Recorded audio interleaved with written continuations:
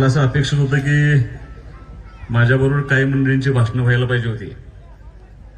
मला अपेक्षित असतं की पंचायत समितीच्या सभापती बोलल्या पाहिजेत, उपसभापती बोलले पाहिजेत, नगराध्यक्ष बोलले पाहिजेत, उपनगराध्यक्ष बोलले पाहिजेत, ह्या विभागाच्या जिल्हा परिषद सदस्या बोलल्या पाहिजेत, त्या विभागाच्या पंचायत समितीच्या सदस्या बोलल्या पाहिजेत.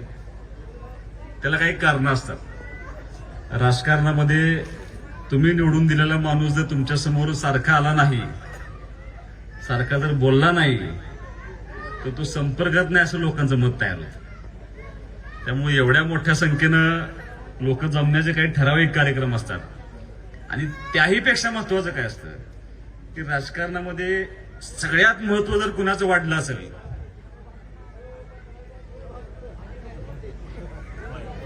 तर ते माझ्या माता भगिनींचं महत्व वाढलं. आणि एवढ्या मोठ्या संख्येनं कधीही माझ्या माता भगिनी कुठल्याही राजकीय कार्यक्रमाला येत नाही. त्या बिचार आपले मतदान करतात आणि घरात बसतात. आता फक्त करताना तुमचं ऐकत नाही एवढंच लक्षात असू दे झालं. पूर्वी ऐकत होत्या तुमचं, आता ते दिवस राहिले नाहीत. आज भारताच्या सगळ्या निवडणुका जर कुणाच्या अवतीभोवती फिरतायत तर ते माझ्या माता भगिनींच्या अवतीभोवती फिरतायत. महाराष्ट्रामध्ये 242 मतांचे सगळे आमदार निवडून येण्यामध्ये सगळ्यात महत्वाचं कारणीभूत काय असेल तर लाडकी बहीण कारणीभूत असेल आमची. अजिबात कुणी कोणाचं ऐकलं नाही. तुम्ही कोणी काय जरी सांगितलं तरी प्रचंड प्रेम. माझी गोष्ट वेगळी होती.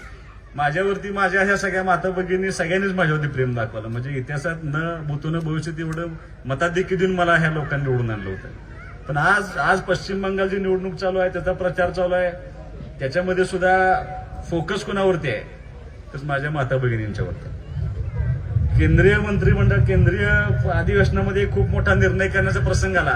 आज तुम्ही जर व्यासपीठ बघितलं, ह्या बाजूला संख्या कमी आहे, संख्या इकडं वाढली आहे. हे नगरसेवकांची संख्या बघा, सभापती महिला आहेत, नगराध्यक्ष महिला आहेत आणि नगरसेवक सुद्धा संख्या जर बघितली तर माझ्या माता भगिनींची संख्या जास्त आहे. 50% महिला आरक्षण या स्थानिक स्वराज्य संस्थांना होतं. आता तेच आरक्षण विधानसभेला आणि लोकसभेला देण्याचा प्रयत्न एनडीए सरकारनं केलं, पण दुर्दैवानं अजून ते फसले. पण कधी ना कधीतरी अशी वेळ येणार आहे की ह्या देशामध्ये 50% जसं स्थानिक स्वराज्य संस्थाला आरक्षण आहे तसं 33% त्यातल्या परत विधानसभेला. आता माझं नशीब थोडं चांगलं दिसतंय बहुतेक, त्यामुळं आरक्षण रद्द झालेलं म्हणजे अजून झालंही नाही माहित नाही. अजून परत एकदा येईल, परत आणि काहीतरी होईल. पण मी नशीब घेऊन आलो एवढं खरं आहे. त्यामुळं महत्वाचा भाग काय आहे राजकारणामध्ये तर माझ्या आता माता भगिनी त्या सगळ्यात जास्त संख्येने उपस्थित आहे. म्हणून माझी अशी इच्छा होती की तुम्ही सगळ्यांनी बोललं पाहिजे. दुसरी गोष्ट, माझ्या व्यासपीठावरच्या सगळ्या मंडळींना माझी विनंती आहे की ज्या गावामध्ये तुम्ही कार्यक्रमाला आल्या ना त्या गावाची तुम्हाला पार्श्वभूमी माहित असणं खूप महत्वाचं आहे. म्हणजे या गावचं कौतुक करायला जेवढं थोडं आहे. म्हणजे सामाजिक क्षेत्रामध्ये अग्रेसर असेल, द्राक्षामध्ये सगळ्यात पैसेनंतर सगळ्यात अग्रेसर गाव माझं देवीखिंडी. लक्षात, भाऊंचं ज्या ठराविक गावांच्यावरती प्रेम होतं त्यामध्ये देवीखिंडी गावावरती फार प्रेम होतं. कारण भाऊंचे सगळ्यात आवडीचा विषय कुठला होता तर शेती हा आवडीचा विषय होता आणि त्यातल्या सगळ्यात आवडीचा विषय होता द्राक्ष. आणि द्राक्षासाठी दाराची माहिती टाळेबाजी एवढीच माझी फक्त अपेक्षा आहे. कारण सगळ्यात जास्त भांडणारा आमच्या बरोबर पाहण्यासाठी बरोबर ना प्रकाश असायला लागलाय बघा. कारण अत्यंत प्रेम ह्या भाऊंचं ह्या गावावरती असण्याचं कारण म्हणजे या द्राक्षासाठी खूप भाऊंचं प्रेम होतं. मी तुम्हाला मुद्दाम सांगतो, आता हे सगळं सांगत असताना ह्या गावाचं वैशिष्ट्य आहे. अनेक निवडणुका झाल्या, ह्यापूर्वी अनेक मतभेद होते, अनेक संघर्ष झाला. म्हणजे अगदी एखादं झाड तोडल्याला संघर्ष सुप्रीम कोर्टापर्यंत गेलेलं गाव आहे आमचं. म्हणजे कुठल्या दराला जाऊन आमच्यात काम चालतं तुम्हाला सगळ्यांना माहित असणं महत्वाचं. सुप्रीम कोर्टापर्यंत एक झाड तोडलं म्हणून जर आमचे लोक केस खेळत असतील तर अत्यंत जागरूक, संवेदनशील आणि तेवढंच कामाला तत्पर असलेलं गुरुजी गाव आपलं या निमित्तानं आहे. हे आमच्या हे यांना माहित नाही, आत्ताची सुरुवात आहे. त्यामुळे ही सगळं हळूहळू आपल्याला या सगळ्या प्रक्रियेतनं जावं लागतं. गाववाडा कसा असतो हे माहीत असणं महत्वाचं आहे, म्हणून मी तुम्हाला या निमित्तानं सांगण्याचा प्रयत्न करतो. जरी सगळं असं असलं, म्हणजे एका छोट्याशा गोष्टीसाठी एवढा जरी संघर्ष झाला असला, तर तेवढंच प्रेम, तेवढीच आत्मीयता, तेवढीच एकी ठेवून काम करणारं गाव कुठं तर माझं देवीखंडी गाव. आणि हे फक्त मी तुम्हाला मतदानापुरतं सांगतोय असं नाही. राजकारणामध्ये यश अपयश येत असतं, अनेक संघर्ष होतात. आमचा बालाजी बापूंचा संघर्ष होता. कामाची पद्धत बघून त्यांनी काही वेळा निर्णय केला, ती सगळी मंडळी आपल्याबरोबर आली. आज आणि काय मंडळी आपल्याबरोबर येत असतील. पण सांगण्याचा उद्देश एवढा आहे की कोण आपल्या गावासाठी काम करू शकतं हे, आणि त्या काम करणाऱ्या माणसाच्या पाठीमागे जाण्याचा निर्णय करणारं गाव हे देवीखंडी गाव आहे माझं. त्यामुळं हे माहीत असणं तुम्हाला महत्वाचं. म्हणजे तुम्हाला एक मुद्दाम सांगतो, मी 5 वर्ष पंचायत समितीला काम केले, 5 वर्ष जिल्हा परिषदला काम केले. ग्रामसेवकाचा सत्कार कोण घेत नाही बरं का. एक वेळ शिक्षकाचा घेईल, सुनील दादा नाही होतं आमचे अण्णासाहेब तिथे बसलेत. शीतल वहिनी ग्रामसेवकाचा सत्कार फार कमी. म्हणजे एक मी सभापती झाल्या जांभोनीला एक सत्कार झाला होता. म्हणजे त्यावेळेला तो ग्रामसेवक त्या गावातनं बदली होत असताना त्या ग्रामसेवकाला गावानं पैसे गोळा करून मोटरसायकल गिफ्ट दिली होती. आणि आज दुसरा ग्रामसेवकाचा सत्कार होतोय. त्याचा अर्थ असा आहे की फार त्यांचं कौतुक असं नाही, ही राबवायला होते त्याला. म्हणजे ते काम करते ते ठीक आहे, पण आता काम करत असताना अत्यंत सक्षमपणे काम करण्याचं काम हे गाव करतं. ह्या गावाला शेती आहे, अनेक त्याच्या पाठीमागे सांस्कृतिक भागामध्ये विशाल निकम ह्या गावचा आहे. विशाल निकम जो बिग बॉस मध्ये जो विनर झाला, जो आज खूप चांगले सिरियल्स करतोय, पिक्चर करतोय, खूप मोठा ऍक्टर आहे, तो सुद्धा ह्या गावचा. म्हणजे एवढ्या छोट्या गावातनं अख्ख्या महाराष्ट्रापर्यंत झडप मारणारा हा सुद्धा देवीखंडी गावचा माझा सुपुत्र, आणि त्याचा सगळ्यांचा मला अभिमान आहे.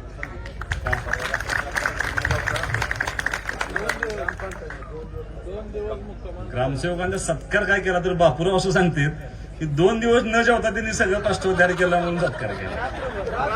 रात्रभर मुख्यमंत्री समृद्धी योजनेसाठी आमची शाळा खूप चांगली आहे. नगराध्यक्षांना माझी विनंती आहे, शिक्षण सभापतींना माझी विनंती आहे, एकदा येऊन शाळा बघा. शीतलवहिनी, ज्या वेळेला मी जिल्हा परिषदला काम करत होतो, ह्या जिल्ह्याचे 2 भाग पडतात. एक इतका सदन भाग आहे, प्रचंड पाणी त्या भागामध्ये जातं, आणि एक सगळा दुष्काळी भाग आहे. म्हणजे एखाद्या माणसाला पॅरालिसिस कसा होतो तसा हा दुष्काळी भाग आहे. आणि ज्या वेळेला मी उपाध्यक्ष म्हणून काम करत होतो त्यावेळेला आम्ही असा निर्णय घेतला होता की सगळंच म्हणजे शासन करेल असं नाही, कुठेतरी आपल्याला त्या ठिकाणी हातभार लावावा लागेल. आणि सगळ्यात चांगलं काम काय असतं, जर जिल्हा परिषद शाळा जर चांगल्या केल्या तर त्या शाळेमधल्या मुलांना, ग्रामीण भागातल्या मुलांना शिक्षण मिळेल. सगळं शासन करू शकत नाही, आपण कुठेतरी शैक्षणिक उठाव केला पाहिजे. शैक्षणिक उठाव म्हणजे त्या गावातल्या लोकांचा सहभाग घेतला पाहिजे. तो सहभाग घेण्याची जबाबदारी ज्यावेळेला सगळ्यांनी आमच्यावरती दिली होती, 2 वर्षानंतर ज्यावेळेला आमची शिक्षण समितीची बैठक झाली होती, त्या बैठकीमध्ये सगळ्यात जास्त अभिमान कोणाला होता त्यावेळेला सदस्य असताना, तर सुहास बाबाला होता. दुष्काळी भागामध्ये सदन भागापेक्षा कैक पटीनं सगळ्यात जास्त लोकवर्गणी गोळा करणारा हा माझा तालुका होता शिक्षण विभागाचा. आज सुद्धा तुम्ही जर शाळेमध्ये गेला तर यापूर्वी सुद्धा अनेक लोकांनी वर्गणी दिली असेल आपल्या शाळेला. म्हणजे अनिल शेठच्या आधी अनेक लोकांनी दिली असेल. आता आज तुम्ही किती दिली अनिल शेठ आतापर्यंत शाळेला? 9 लाख रुपये एकट्या माणसांनी शाळेला दिले.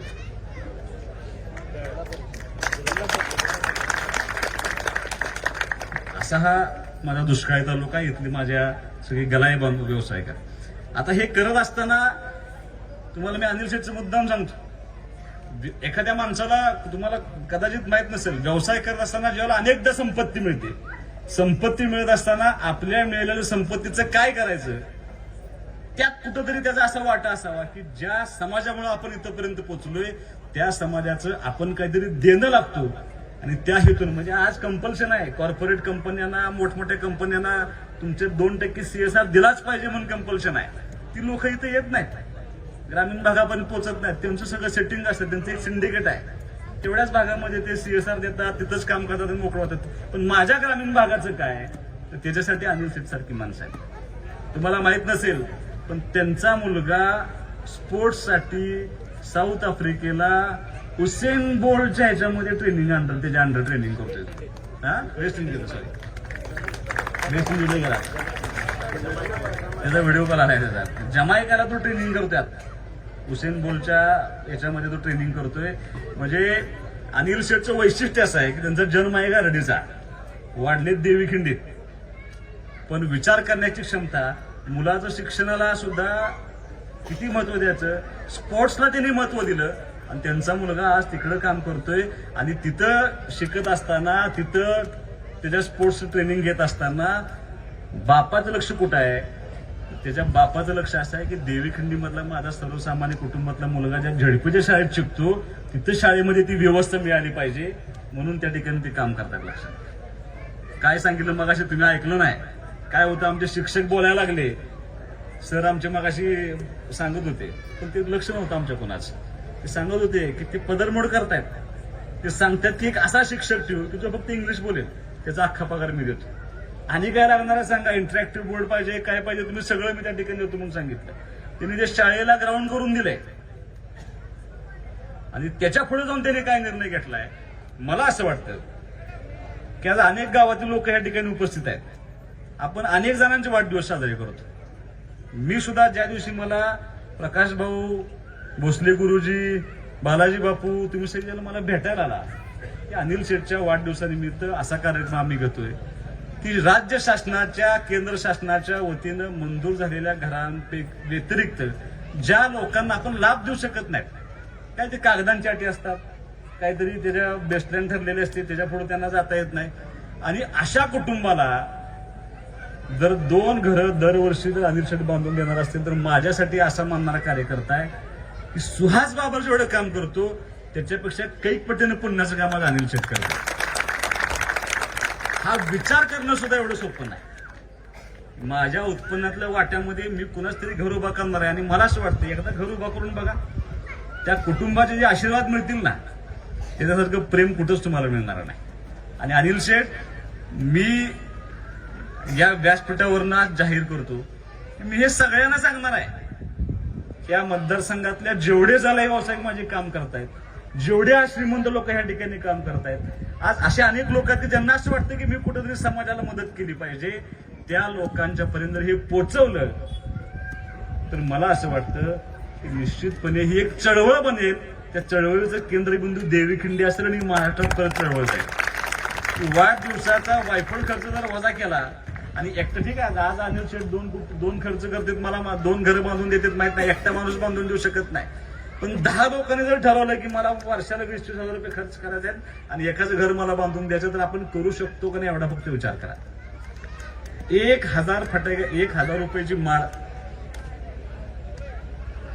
5,000 फटाक्यांची एक हात, किमान 1,000 रुपयाला माळ असते बापू. वाढदिवसाला आपण ती एक माळ लावतो आणि ती 160 फूट ती ओढणार एक आऊट लावतो. त्या आऊटची किंमत 2,000 रुपये. केक किमान 1,000 रुपयाचा केक आहे, 5-7 केक आणतात एकाच पोराचा वाढदिवस करायला. मग बुके, आता चांदी तलवार दिली, मी ती मोडून कुणाचं घर बांधून देऊन यांना सांगणार आहे. हे जर कुठेतरी आपण एक 5-7 लोकांनी मिळून जर प्रत्येक गावाच्या लोकांनी ठरवलं की माझ्या वाढदिवसाला येणारा खर्चाचं काम मी हे करण्याचा निर्णय घेणार आहे, तर मला असं वाटतं की खूप मोठी क्रांतिकारक निर्णय होईल. खानापूर, आटपाडी मतदारसंघामध्ये एकही माणूस बिना घरात राहणार नाही असं मला वाटतं या निमित्ताने. आणि मी अनिल शेठ, तुम्ही मला आज इतकं चांगलं या ठिकाणी सांगतो, तुम्ही मला उपक्रम दिलाय, मी दादाच्या परवानगीनं आज जाहीर करतो, बुट्याचा राजा सगळ्यात मोठं गणपतीचं मंडळ आहे. दादा, आपण काय कुणाला वर्गणी मागायला जात नाही, पण अनेक लोक आणून मला त्या ठिकाणी पैसे देतात. त्या गणपतीच्या पुढे पेटीत जे पैसे पडतात का नाही, ती रक्कम सुद्धा मोठी असते, मी नाकारणार नाही. आणि दादाला माझी विनंती आहे की आपण दोघं मिळूनच सांगून टाकू, त्या पेटीतल्या पैशानं दरवर्षी विचारायचं एक घर बांधून दिलं, आज मी जाहीर करून टाकू.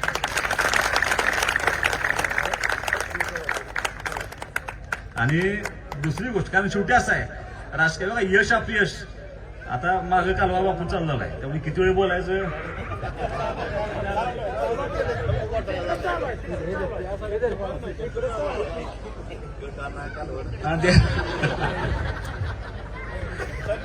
गटाना मटना कालवा तिथे उठलाय, मी किती वेळ बोल. कारण राजकारणामध्ये कितीही काम केलं, मग अशी अनेक जणांनी सांगितलं, सरांनी भाषणात सांगितलं, आमचे चंदन शिवे सर त्या ठिकाणी मनोगत व्यक्त करत असताना सांगत होते की सतत उत्पन्न अवेलेबल असणारा आमदार आहे, प्रत्येकाला असं वाटतं की माझ्या घरातला आमदार आहे, सर्वसामान्य आमदार आहे, सहज उपलब्ध होतो, सगळं खरं आहे आणि माझी नैतिक जबाबदारी आहे. मी तुम्हाला अनेक भाषणामध्ये यापूर्वी सांगितलं की ज्यावेळेला कुटुंब माझ्या अडचणीत होतं तेव्हा तुम्ही सगळी माझ्या पाठीमागे उभं राहिला होता. त्यामुळे माझ्या ह्या 5 वर्षातली एक एक क्षण ही तुमच्यासाठी देणं ही जबाबदारी सुहास बाबरची, आणि ती पार पाडण्याचा मी प्रयत्न करतो. मी कसल्या अपेक्षेशिवाय राजकारणामध्ये काम करतोय. मी जसं अनिल शेठ काम करतायत, काही गोष्टी माहीत असणं तुम्हाला खूप आवश्यक आहे. मला जो पगार मिळतो, मी विधानसभेच्या निवडणूक निवडून आल्यानंतर काही पगार मिळतो, आम्हाला मानधन मिळतं. आता आमचं राजकारण असं आहे की ठीक आहे, आज तुम्ही मला एवढ्या प्रचंड मोठ्या मताधिकाऱ्याने निवडून दिलंय. राजकारणामध्ये सगळं खरं आहे, फक्त एकच गोष्ट खरी नसते. राजकारणामध्ये कोण ताम्रपट घेऊन जन्माला आलेला नाही. राजकारणामध्ये जसं यश आहे तसं अपयश पण घ्यावं लागतं, आणि यश अपयश हा राजकारणाचा भाग असल्यामुळे काही गोष्टींचा निर्णय मी केलाय. त्याचं मी तुम्हाला उदाहरण सांगतो, कारण मला माहिती आहे ना, मला जो माईक कुणाचा चालू असेल तर बंद करा. मला जे यश मिळालंय त्या यशाचं त्या राजकारणामध्ये सगळ्या आमदारांना एक मानधन मिळतं, मला सुद्धा मानधन मिळतं. बारकी रक्कम नाही, 2 लाख रुपये कशाचे, 2.5 लाख रुपये वर्षाला नव्हे, महिन्याला. आता त्या 2.5 लाखावरती आम्हाला एवढ्या शिवाय बसतात फेसबुकला आणि व्हॉट्सअपला, कशाला यांना बघायला पाहिजे, एवढं सगळं यांना सगळं. आता काहीच फॅसिलिटी नाहीत आम्हाला, हे फक्त म्हणायचं आहे. आता 2.5 लाख रुपये ज्यावेळेला मला पगार मिळतो त्यावेळेला माझं महिन्याच्या गाडीचं रनिंग असतं 12,000 किलोमीटर. मला डिझेलला सुद्धा पैसे परत नाही. ज्यावेळेला मी मुंबईला जातो त्यावेळेला मी हॉटेलमध्ये राहिलो तर ती सुद्धा पैसे मला परत नाहीत. पण ती जबाबदारी माझी आहे, आणि मला ज्या लोकांच्यामुळे मला पगार मिळतो ना तो सुद्धा पगार मी देऊन टाकतो. कुणाला देतो? ह्या तालुक्यातल्या ह्या मतदारसंघातल्या ज्यांना ज्यांना वैद्यकीय मदत पाहिजे ते सगळ्यांना माझे पैसे देऊन टाकतो. मी पैसे घरात ठेवत नाही. ज्यांना ज्यांना कुणाला शिक्षणाला पैसे कमी पडतील त्या सगळ्यांना पैसे देऊन टाकतो. मी त्यांची नावं घेणार नाही. उद्या तुम्ही मला कुणीही विचारलं तर मी तुम्हाला सांगू शकतो. शीतल वहिनी एक असा उपक्रम आहे की मी खरं हे जाहीर करणार नव्हतो, पण तुम्हाला सांगणं आवश्यक आहे, तुम्हाला माहित असणं आवश्यक आहे. सिव्हिल हॉस्पिटलमध्ये खानापूर, आटपाडी आणि 21 गावं जे विसापूर सर्कल मधले आहेत त्या 2.5 तालुक्यातल्या गावामधले जे जे पेशंट सिव्हिल हॉस्पिटल जातात का नाही त्या सगळ्यांना जेवणाची व्यवस्था सुहास बाबरची. विचारायला येतो ना पोरगा माझा, कोण आहे खानापूरचं, कोण आहे आटपाडीचं, कोण आहे 21 गावाचं, विचारायला येतो. आणि सकाळी जेवढे फक्त पेशंट नाही त्या पेशंट बरोबर 1 नातेवाईक असू दे, 5 नातेवाईक असू दे, 6 नातेवाईक, सगळ्यांना डबा जातो माझा. सकाळचा पण जातो आणि संध्याकाळचा पण जातो. 2 टाइम डबा जातो. मी विधानसभेची निवडणूक जिंकल्यापासून आतापर्यंत 20,000 डबे दिलेत लोकांना जेवणाचे. मी तर सांगायला नाही पाहिजे. कारण शीतलवणी मला एक अनुभव असा आलाय, तुम्ही कितीही काम करा. आज देवीखिंडीवाल्यांनी यादी दिल्या, 1 वर्षानंतर जर मी ही कामं पूर्ण केली परत 1 वर्षाने ही जेवढीच यादी माझ्याकडे येणार आहे माझं राहिले म्हणून, त्यांनी कधी संपत नसतं. पण जर त्याच्यापेक्षा आनंद कामात मिळवत असेल तर तो आनंद कुठला आहे? मी उपाध्यक्ष झालो आणि तांदळगावचा एक मुलगा जन्माला आला. अनेक लोकांना हा विषय माहित आहे किंवा अनेक लोकांना माहित नसेल. आणि त्या मुलाला जन्माला आल्यानंतर त्याला शी करायची जागा नव्हती आणि एकदम गरीब कुटुंबातला तो मुलगा होता. त्यांनी प्रयत्न केला की कुठं ह्याला काय करायला पाहिजे. ते ऑपरेशनचा खर्च भयानक होता आणि ते करणं शक्य नव्हतं. त्या कुटुंबानं असा निर्णय घेतला की आता हे बाळ दगावणार, आणि तिने तो बाळ माघारी आणलं. आणि एक पत्रकारानं बातमी टाकली की तांदळगावमध्ये असा असा मुलगा जन्माला आणि त्याची अशी परिस्थिती आहे. मी बातमी वाचल्या सगळी यंत्रणा हलवली, सगळे डॉक्टर गोळा केले, सांगितले, त्याला ऍडमिट केला, त्याची सर्जरी केली. आणि राजकारणामध्ये सुहास बाबर आमदार आहे का ह्याच्यापेक्षा त्याला काय चांगलं, त्याला कशाचं समाधान आहे. उदाहरण तुम्हाला सांगतो, तो मुलगा आज हयात आहे, 10 वर्षाचा मुलगा, 17-10 वर्षाचा मुलगा असेल, त्या मुलाचं नाव त्या कुटुंबानं सुहास ठेवले. त्याच्यापेक्षा आनंद सुहास बाबरला आमदारकीमध्ये नाही. परवा बिकवडीचा एक मुलगा होता, तो मुलगा 3 दिवस उट्यात ऍडमिट होता आणि उट्यात डॉक्टरने सांगितले की आम्हाला काय लक्षात येत नाही काय झालेलं, तुम्ही सांगलेलं शिफ्ट करा. सांगलेलं शिफ्ट करताना लक्षात आलं की त्याला हरण्या फुटलाय आणि हरण्या फुटल्यामुळे त्याला इन्फेक्शन झालं आणि आतड्याला इन्फेक्शन लागले आणि त्याचं ऑपरेशन करणं आवश्यक आहे. 2-2.5 लाख रुपये खर्च आहे. त्यांनी सुद्धा गाडी परत वळवली. 7-8 वर्षाचा मुलगा, काय त्या कुटुंबावर प्रसंग असेल की पैसे नाहीत म्हणून आपण मुलं वाचवू शकत नाही. त्यांनी मला निम्म्या रस्त्यात दत्ता पाटीलचा मला फोन आला की भैया असं असं तुम्ही काहीतरी करायला लागतं. शनिवार होता, मी परत सगळी यंत्रणा हलवली आणि डॉक्टर विक्रम कदम आपल्यातले सिव्हिल सर्जन, म्हणजे आपल्याला एक पुण्याचं काम झाले की तिथे सिव्हिल सर्जन तिथे आला येतो आणि त्या डॉक्टर विक्रम कदमनी त्या मुलाला सगळे पेडियाट्रिक सर्जन बोलवले, त्या मुलाचं ऑपरेशन केलं. तो मुलगा व्यवस्थित आहे. एक छोटी बातमी आली त्याच्यावरती, जर त्या दिवशी त्या मुलाला 2 तास उशीर झाले असते तर तो मुलगा आपल्या हातातनं गेला असता. मग राजकारणामध्ये काम करत असताना सर किती रस्ते केले, किती इमारती बांधल्या, ह्याच्यापेक्षा जर हे करू शकलो तर खूप मोठं यश मिळेल असं मानणारा मी त्या निमित्तानं कार्यकर्ता आहे. कारण मी थोडा भावनिक आहे. राजकारणामध्ये असं असतं की गेंड्याच्या कातडीचा माणूस असावा लागतो, तसा मी नाही, मला आवडत नाही. परवा काही दिवसापूर्वी मला एक फोन आला. फोन असा आला की त्या निंबोड्यामध्ये एका मेंढपाळाचा मला फोन आला की बाळ रडते म्हणला, इथं जाऊन बघा काय मला सांगा. तर ते का सिमेंटच्या पाईपमध्ये पोलाखाली एक बाळ होतं. मी पोलिसांना फोन केला, म्हणजे जाऊन बघा ताबडतोब आणि काय अवस्था आहे बघून मला फोन करा. आणि पोलिसांचा मला फोन आला की मला मुलगी आहे, टाकून गेली होती मला. मी म्हणलं सिव्हिल हॉस्पिटलला न्या. सिव्हिल हॉस्पिटलला तिला शिफ्ट केलं. मला राहवलं नाही. मी माझ्या बायकोला सांगितलं की तू जा, तिला काय दुपटं कपडे काय लागतील ते देऊन टाक म्हणलं. तिला सगळं तिथं दिलं. तरी सुद्धा मला झोप आली नाही त्या दिवशी रात्री की आमच्या कुटुंबामध्ये मुलगी नाही म्हणून आमची आई धडपडून म्हणजे तिचा जीव आयुष्यभर तडपडत राहिला कशासाठी, तर घरात मुलगी नाही. आणि माणसं मुलगी झाल्यानंतर सोडून देतात. मला काय ते पेरलं नाही. माझी दुसरी अडचण अशी होती की तिला आता 9-10 दिवस ट्रीटमेंट झाल्यानंतर तिला शिफ्ट करणं आवश्यक होतं. तिला एका अनाथ आश्रममध्ये शिफ्ट केलं. मी अडॉप्शन करू शकत नाही. मला कायद्यानं मला ते घेता येत नाही मला मुलगी दत्तक. आमच्या घरात मुलगी नाही. मी दादाला फोन केला. माझी अशी इच्छा आहे की आपल्या आईची इच्छा होती की आपल्या घरामध्ये एक मुलगी असायला पाहिजे होती. मी आपलं त्या अनाथ आश्रममध्ये फोन केला आणि त्यांना विचारलं की मला ह्या मुलीचं पालकत्व घ्यायचं आहे की तिला आत्तापासून लागणारं तिचे अन्न वस्त्र काय, तिला कपडे बिपडे, तिचं जो पण अडॉप्शन होत नाही तो पण सगळा खर्च मी करतो. तिने ते मान्य केलं. समजा तिचं नाही अडॉप्शन झालं, तिला शिक्षणाला जेवढे पैसे लागतील तेवढे सगळे मी भरतो म्हणजे. तिने ते मान्य केलं आणि शिक्षण झाल्यानंतर तिच्या लागण्याची जबाबदारी म्हणून सुहास बाबर घेतली. ती जबाबदारी मी घेतली आणि हे सगळं कसं मला काय झालं काय करायचं म्हणून मी दादाला सांगितलं. म्हणलं बाबा मला काय झालं तिला फक्त सांभाळा म्हणलं परत पुढे. आपण तो शब्द दिला. काही मित्रांना माझ्या सांगून ठेवले की अशी एक मुलगी आहे, जी जबाबदारी आपण घेतली. त्यामुळे अनिल शेठ, मला तुम्हाला हे मुद्दाम सांगायचं आहे की राजकारणामध्ये आज पद येईल उद्या पद जाईल, ह्याच्यापेक्षा आणि काहीतरी भविष्यात मोठं मिळेल. पण समाजासाठी जर आपण हे काम करू शकलो याच्यासारखं दुसरं पुण्याचं काम कुठलंही नाही. मला माहित नाही तुम्ही कुठलेही निवड कसल्याही अपेक्षेशिवाय सगळी कामं करताय, पण तुम्हाला देव इतकं देईल की आज 2 घरं देताय आणि 10 वर्षांनंतर 20 घरं बांधून द्याल. एवढंच तुम्हाला देव सक्षम करेल एवढे मी त्या ठिकाणी मला एवढा आत्मविश्वास आहे. त्यामुळे मगाशी सरांनी सांगितलं की आता हे सगळं करत असतो मी. मला सर त्यांनी गर्दी बघितली. सर रोज सकाळी किमान 200 माणसांना भेटतो मी सकाळी 8 वाजल्यापासून 12 वाजेपर्यंत.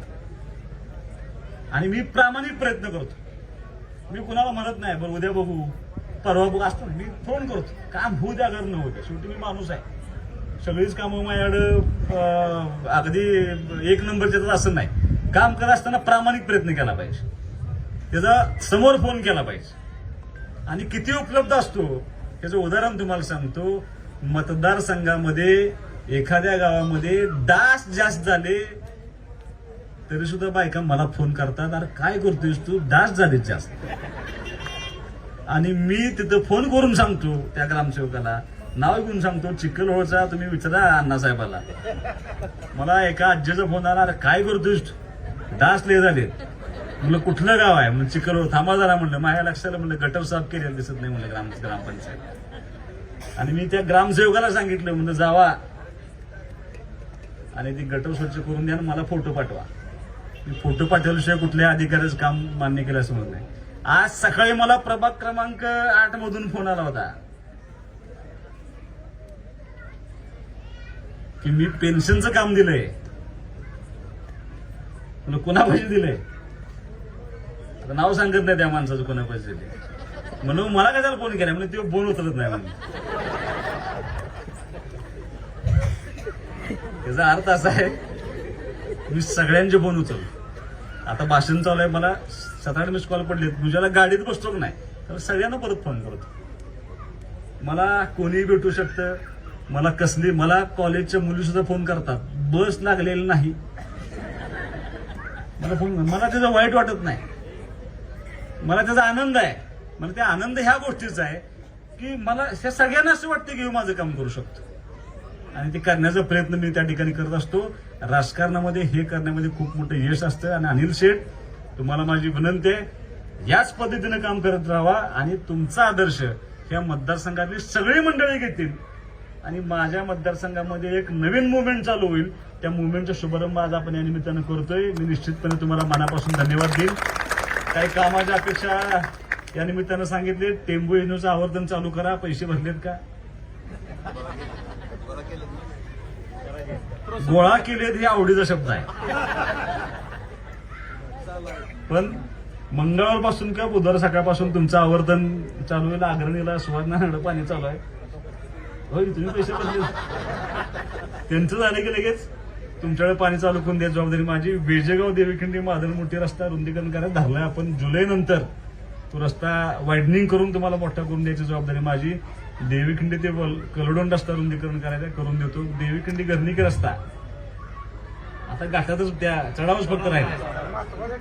केलंय ते सांगितलंय का बापू, ते झालं नाही. माणसाने असं वाटलं पाहिजे की हे काहीच काम करत नाही, त्याचा नारळ फोडायला राहिला. ठीक आहे, त्या घाटातला रस्ता तुम्हाला मी करून देतो. काय तेवढा चढ कमी करून आपल्याला किती राहते, 2 किलोमीटर राहतो तुम्हाला करून देतो. 6व्या टप्प्यातनं देवीखिंडीला कसल्याही परिस्थितीत तुम्ही मागाल तिथं पाणी द्यायची जबाबदारी सुहास बाबाची. तर या गोष्टीची मला जाणीव आहे. त्या काळी सर्व्हे झाल्यानंतर तुम्हाला ज्या लाईन पडल्या होत्या त्या सगळ्या फेडरल लाईन पडायला पाहिजे, पण त्या सगळ्या पीडीएन लाईन पडल्या. कमी क्षमतेनं त्या ठिकाणी पाणी येते. पण 6व्या टप्प्यातनं आपल्याला शहाजी, आपल्याला यादव साहेबांना फोन करून बोलवून घ्या त्यांना. सगळ्या एकदा मेन लाईनचं काम झालं की तुम्हाला दावलमलीकडनं 6व्या टप्प्यातनं मोठं पाणी द्यायची जबाबदारी माझी आहे. फक्त पैसे भरायची सोय लावून घ्या. असं गावकऱ्यांची एक इच्छा आहे की आमच्या देवीखिंडीचं भरपूर नुकसान झालं, त्याच्या निमित्तानं काहीतरी कन्सेशन भेटून गावासाठी आता जे उतारात जे पूर्ण पाणी सगळं बोगद्यात जातं आणि इतकं नुकसान आहे की आलेलं पाणी सुद्धा पावसात सुद्धा पाणी बोगद्यात उतरून जातंय. त्यासाठी आम्हाला गावाला पैसे भरायला तयार आहेत सगळे, पण त्यांचं एवढं म्हणणं आहे की त्यात काहीतरी सूट बोलून मार्ग काढू आपण, मार्ग काढून तुम्ही द्यावा हेच विनंती. यादव साहेब आम्ही सगळे एकत्र बसून आपण त्यांना बघू, आपण मार्ग काढून दिला. त्यांना समोर घेऊन येऊ, समोर घेऊन तुमचं या निमित्तानं मार्ग काढून देतो. पाटण ते अक्कलकोट एसटी देवीखिंडी मार्ग सुरू व्हावी. ते लेटर दिले उद्या विट्याला सांगू नको नाही. ते पाटण ते अक्कलकोट सेवा चालू करत असताना 2 डीसींशी बोललं पाहिजे. मी त्या दोन्ही डीसींशी उद्या सकाळी चर्चा करतो आणि तुम्हाला मी त्या व्यवस्था तुम्हाला या निमित्तानं करून देतो. हे सगळं करत असताना कायमस्वरूपी अनिल शेट्टी एक निर्णय असा घेतलाय की त्यांच्या पत्नीच्या वाढदिवसानिमित्त 16 कुटुंबांना मोफत रेशन देणार आहे. ज्यांना चालू आहे, 1 वर्ष झालं चालू आहे. आता सगळ्या नगरसेवकांच्या पतींना माझी विनंती आहे, झडपी सदस्याच्या पतींना पण माझी विनंती आहे. कन्हैया, एक आपल्या गावात असं कोणतं असू शकतं की ज्यांना खरंच रेशनची आवश्यकता आहे, ते आपल्या शासनाच्या योजनेमध्ये बसत नाही, तर ते किराणा मालाचं 1 पॅकेट त्या कुटुंबाला जगण्यापुरतं जर दिलं, प्रकाशराव दादा द्यायची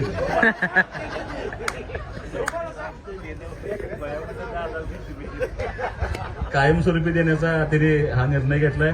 मला असं वाटतं की कुठंतरी ज्यांची कॅपॅसिटी आहे, ज्यांना शक्य आहे की राजकारणामध्ये समाजकारणामध्ये काम करत असताना आपण आपल्या उत्पन्नातला काही वाटा अशा ठिकाणी आपण तुम्ही सांगायचं का आम्हाला, जर कुठंतरी आपण असा वाटा जर निवासदादा, एजाजभाई, बाळूमामा, मी नावं घेतोय म्हणजे ज्यांच्याकडे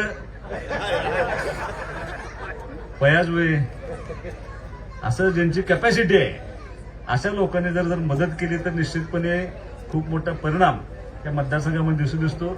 आज खूप चांगला कार्यक्रम या निमित्तानं आपण सगळ्यांनी आयोजित केला. एक चांगला उपक्रम. आता नाव घ्यायचं आमच्या पंचवांना तुम्ही लय लोकांना सांभाळू शकता का हो सर ना, मी एवढं आता युवराज शेठचं तुम्हाला कदाचित माहित नसेल, पण त्यांची कन्या कॅन्सरने गेली होती आणि ज्यावेळेला त्यांच्या कन्याचे उपचार चालू होते, त्या उपचारामध्ये किती लाखाचं इंजेक्शन होतं? 1,20,00,000चं एक इंजेक्शन त्यांनी आणलं होतं आणि ते ट्रीटमेंट चालू असताना बिचारी त्यात सर्वाईव्ह होऊ शकली नाही. मुलगी गेली, ते इंजेक्शन सेल आउट केलं इथं ज्यांना लागणार होते त्यांना. त्या सगळ्या रकमेतून त्यांनी वृद्धाश्रमाला खोल्या बांधून दिले. म्हणजे माझं लक्ष गेलं नाही माझं, म्हणजे आज त्यांची जरी मुलगी हयात नसली तरी कुठं ना कुठं तिच्या रूपातनं त्या ठिकाणी ते काम चालू आहे. त्या वृद्धाश्रम मधल्या लोकांनी इतक्या छान खोल्या त्यांनी बांधून दिले, इतकं सुंदर बांधून दिले म्हणजे व्यासपीठावरती. आणि मला असं वाटतं की मी समाधानी लोकप्रतिनिधी ह्याच नात्यानं आहे की एवढं काम राज्यामध्ये कुठल्याही ग्रामीण भागातल्या आमदाराच्या नशिबात नाही, एवढं काम इथली लोक त्या ठिकाणी करत असतात. त्यामुळे मी सर्वांचा मनापासून त्या ठिकाणी आभार मानतो. शाळेत सुद्धा त्यांनी हॉल बांधून दिलाय. हे सगळं सांगण्याचा उद्देश एवढा की एक मुवमेंट, मला असं वाटतं की मी इथून पुढच्या सगळ्या गावामध्ये लोकांना विनंती करणार आहे की या पद्धतीनं दरवर्षी 1-2 जरी घरं आपण बांधून देऊ शकलो तर मोठं काम या निमित्तानं होईल. अनिल शेठ, तुमच्या सर्वांच्या मनापासून मी या ठिकाणी आभार मानतो.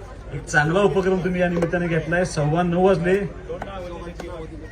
मी नावं जाहीर करतोय ज्यांना अनिल शेठ त्यांच्या वाढदिवसानिमित्त घरं बांधून देणार आहेत, त्या 2 घरांची मी नावं या ठिकाणी जाहीर करतोय. घरकुल योजनेमध्ये ज्या लाभार्थी नावं घेतलेत, सौ संगीता लक्ष्मण चव्हाण आणि श्रीमती सुमन सोमनाथ आयवळे, या 2 महिलांच्या आपण आता अनिल शेठ त्या ठिकाणी घरं बांधून देणार आहेत. तुमचं मी मनापासून या ठिकाणी एजाजबाईंना माझी विनंती आहे की 1000 रुपये ब्रासप्रमाणे त्यांना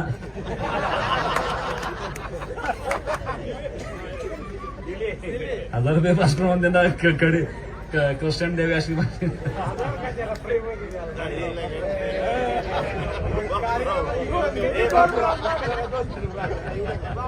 ते खाजगीत बसून तुम्ही दोघं जेवण द्यायला. अत्यंत सुंदर कार्यक्रम घेतल्याबद्दल मी तुमच्या सर्वांच्या मनापासून ठिकाणी आभार मानतो. सगळ्यांचं आभार कोण मानणार आहे का? 2 मिनिटं आभार माना फक्त. 2 मिनिटं आभार माना.